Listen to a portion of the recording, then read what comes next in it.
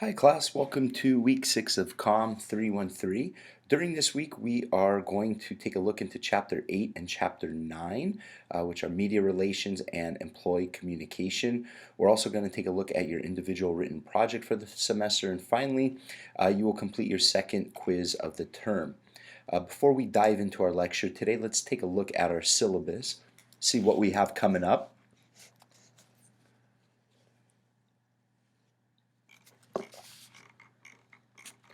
All right, let's scroll down here. So right now we're in week 6. We're again reviewing chapter 8 and 9 and the individual project.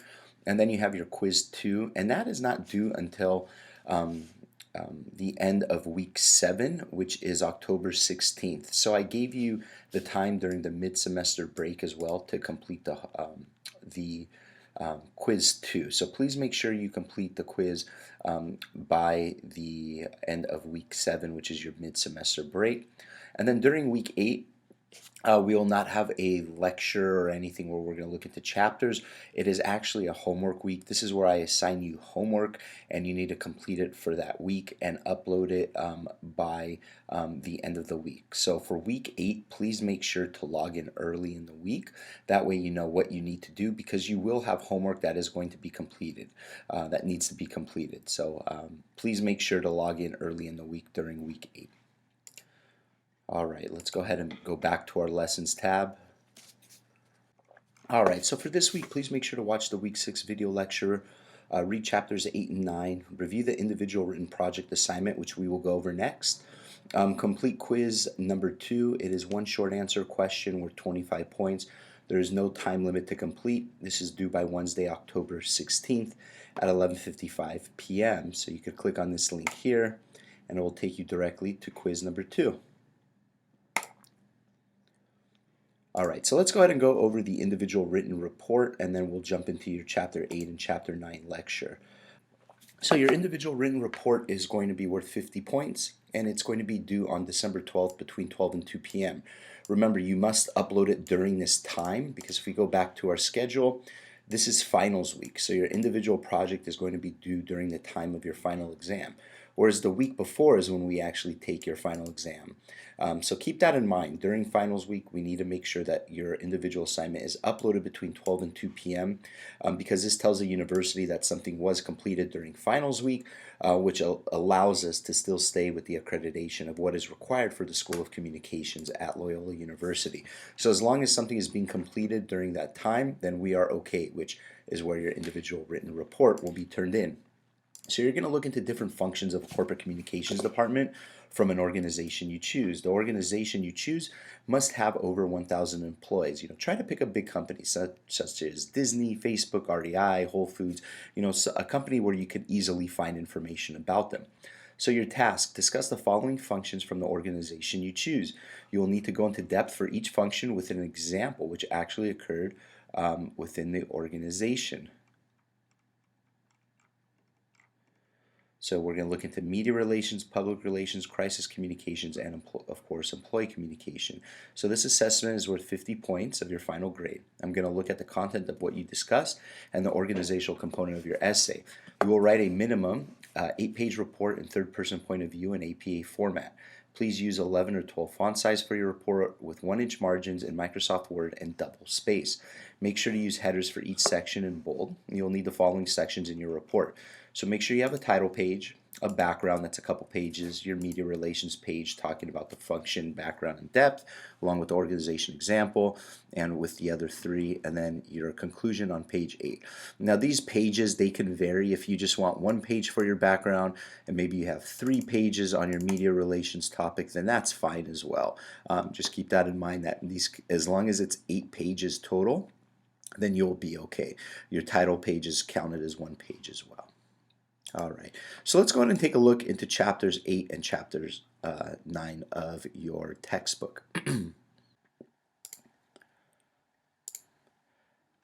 But it is it is good to have an understanding on how media relations work in today's day and age of digital technology.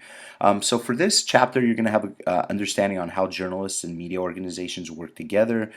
their roles and values, and discussing the importance of news coverage. And we're also going to explore the use and effectiveness of specific media relation techniques, strategies around new media, Web 2.0, and digital communication platforms. So communicating with media is central to corporate communications. Working with the media is the typical understanding of corporate communications, whether it's print, broadcast, or online media. But when corporate communications is communicating and working with the media, this is what corporate communications is.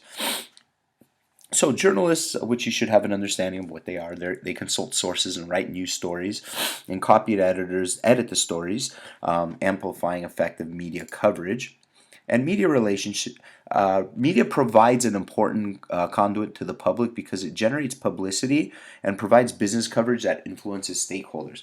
So what's good with media relations is, if you take for an example a a press release, this is where you can provide business coverage that can influence stakeholders, whether they're internal or external stakeholders. And of course, journalists do have limited control. They do not decide the final printed story, the first paragraph, which may change the depth. There are some factors that play a role with how the story is prepared and written. And keep in mind, you have your different types of ideology and influence. So the New York Post, this is more of an editor's paper. The Washington Post is a reporter's paper, and so on and so on.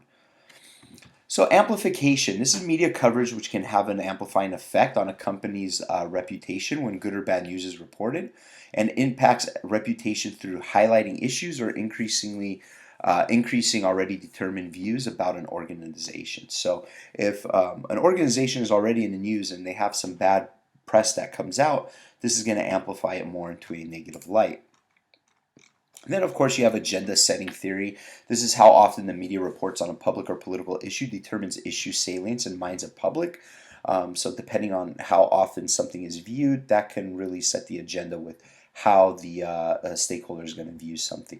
And you have two levels of agenda setting. You have salience of an organization, and attributes or associations related to an organization, such as facts, neutral observation, and so on. So how are agendas formed? So news organizations' watchdog role means they have to systematically report on news across the economy and across all types of organizations. They cannot wholly perform this role because of a lack of information on smaller companies and the lack of visibility of these organizations. So it's really how the news reports it is how the agenda is going to be formed among the stakeholders and viewers. And agenda building, this is where organizations can have a major influence over media agenda, whether they make large contributions or have a big role or might own the company, whatever it may be, but organizations can have a major influence over media agenda. And here are your agenda differences. So you can kind of take a look at this chart where journalists often dislike corporate communication professionals because they are not focused on issues of public interest. They are not always objective. They withhold information. So it's always difficult for a journalist to get all the information out from a corporate communication specialist from that organization, because that corporate communication specialist is really looking out for the best interest of their own organization. So they may not want to give all the information. And then you have framing, the way you frame a message. This is how an organization would like to have its story told. And corporate communication professionals must make journalists interested in the story and ensure that the story is consistent with the organization's preferred framing. So framing is an important part with the way you communicate in corporate communications. How you deliver the message is really going to play an important role with how the public perceives it. And so you have tools for disseminating information, such as a press release, a press conference, or even interviews. And then, of course, you have media monitoring and research, such as gatekeeping research or even syndicated media monitoring. And then, of course, we have online newsrooms. This allows a company to get its content out in a format that is searchable by and easily acceptable to journalists. Now, Chapter 9 talks about employee communication, which is definitely an important aspect in any kind of corporate communication. Since employees are internal stakeholders within an organization, their communication plays a pivotal role in how the organization communicates. So let's take a look at what we're going to be looking at. So we're going to look at employees. They're a crucial stakeholder to the group. The strategies for communicating with employees.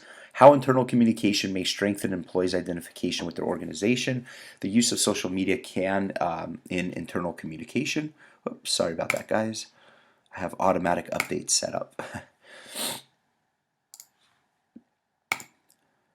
So let's take a look at synonyms. These all mean the same thing: employee communication, staff communication, and internal communication. They are all the same thing that we're going to be referring to in this chapter.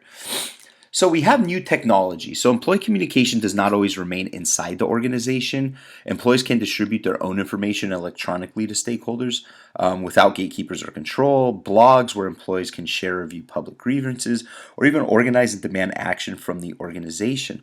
But employees can connect across time and space, whether it's email, intranet, video conferencing, or even podcasting. So all in all, you need to understand that employees can communicate outside of the organization as well. So you have two types of employee communication that we're going to be talking about. You have internal communication, which you have management communication, and this is between a manager and a subordinate employee.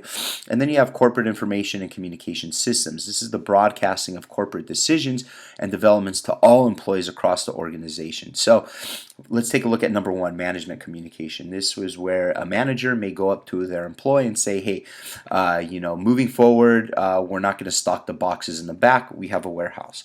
Whereas corporate information and a communication system this is where the corporation, maybe let's say IKEA, and they broadcast this message to all their stores, and they say, hey, we're not storing boxes in this section. We're going to store it over here now. So you can kind of see how the corporation communicates with their employees. So management communication, managers spend most of their time communicating, whether it's face-to-face, email, and corporate communication professionals often support and advise managers on staff communication. So it's important to understand that managers do spend most of their time communicating. So we do have CICS, which stands for Corporate Information and Communication Systems. This is a broader focus than manager to employee dyad. This involves technologies and communication systems such as maybe there's broadcast corporate decisions and development to employees across the organization and so on. And this is where you can preserve of communication department, such as who are charged with releasing information to employees through the intranet, emails, and even town hall meetings. And you do have complementary nature of employee communication. This is downward and upward communication. So you have downward communication. The information flows from the top of the organization and down. It focuses on what's important, such as the mission, and what is valued, such as the policies. So let's take a look at the corporate calendar system in Siemens. If you're not familiar with Siemens, they're kind of like the Verizon of Europe. So you can kind of see here where they have a business conference where they talk about key concepts, structure of integration, and it talks about when they do it, how they do it, and it kind of lets the employees know when communication is going to be completed. And then of course you have upward communication. This is information from employees which flows upwards towards managers within the organization, and information that can help profitability and performance. So you have the employees, coworkers, practices and policy, what needs to be done, how it can be done, the employees' ideas, and the responses to their work environments. So with internal communication and organizational identification, let's take a look at organizational identification. This is the perception of oneness with or belongingness to an organization, where the individual defines him or herself in terms of the organization of which he or she is a member. And this usually works greater when you have a good buy-in from the employee because they want to actually be a part of the organization. Not only are you going to say good things about the organization, but this is their identification that they have. And strong organizational identification leads employees to where they have more job satisfaction, they're more cooperative, and they even demonstrate helpful behavior. And then employees can feel proud to belong to an organization, and this is always good when you have employees who do feel proud.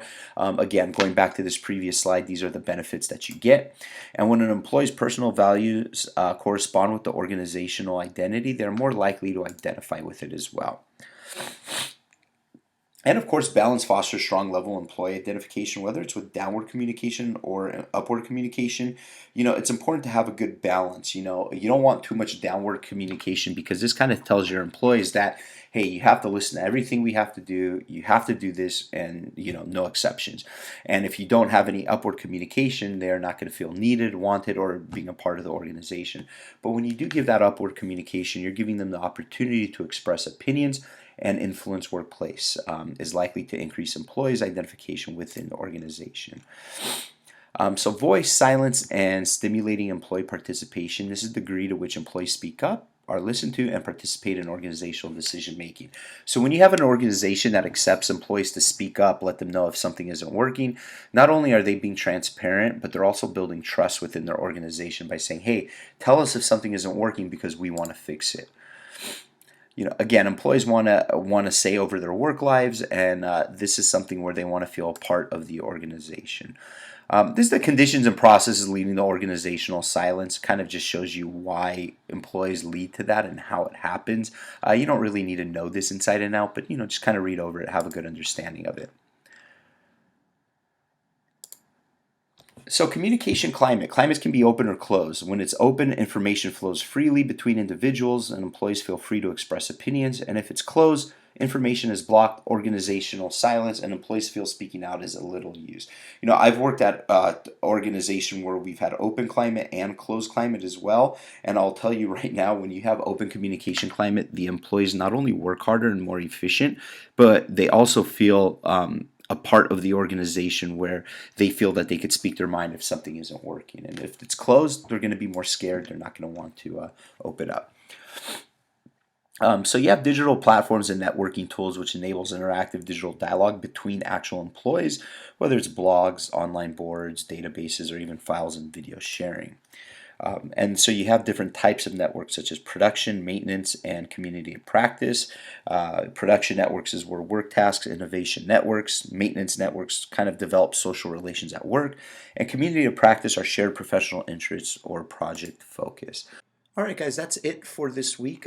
Please keep in mind next week we do have our mid-semester break. We will not have class. There will be nothing posted, but your quiz 2 is going to be due at the end of the mid-semester break. And also as a final reminder, make sure to log in early in week 8 because that is your homework week where you will have some homework assignments to work on during that week, and that's all you will focus on during that week.